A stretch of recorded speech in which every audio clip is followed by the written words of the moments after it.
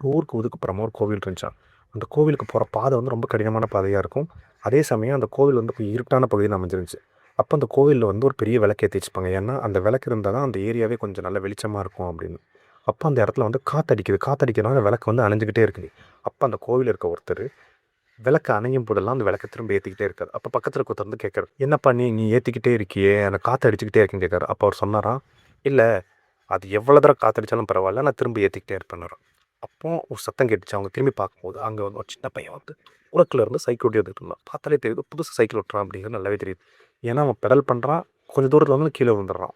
திரும்பி எந்திக்கிறான், திரும்பி பெடல் பண்ணுறான், கீழே வந்துடுறான். ஒரு வழியாக இவங்களும் வந்து பார்த்துட்டே இருக்காங்க, அந்த பையன் என்ன தான் பண்ணுறான், ஒரு கட்டத்தில் விழுந்து பையன் திரும்பி எழுச்சி போயிடுவானா அப்படின்னு பார்த்தா போகலை. ஒவ்வொரு தடவை விழுந்தாலும் திரும்ப எந்திரிச்சு பெடல் பண்ணி அந்த சைக்கிளை கொஞ்சம் கொஞ்சமாக ஓடிட்டுறான். ஒரு வழியாக கோயில்கிட்ட வந்து தட்டு மாதிரி வண்டி நிறுத்திடுறான். நிறுத்தினதுக்கப்புறம் இவன் அவங்ககிட்ட போய் கேட்குறாங்க, தம்பி ஏன்ப்பா இவ்வளோ கஷ்டப்பட்டு இங்கே வந்த அப்போ அவன் சொல்கிறான், கஷ்டம்லாம் ஒன்றும் இல்லையே, இல்லைப்பா நீ கீழே விழுந்து பாருன்னு கேட்குறாங்க. இல்லை விழுந்தா என்ன, நான் திரும்ப எழுந்துச்சு வந்துட்டேன்ல, வந்து நின்றுட்டேன்ல அப்படின்னு சொல்கிறான். ஸோ அப்போ இந்த விளக்கை ஏற்றுறாருல அவர் வந்து சொல்கிறார், இதுதான் நானும் பண்ணுறேன், நிறுத்திட்டேன் அப்படின்னா இந்த இடம் இருட்டாயிரும்.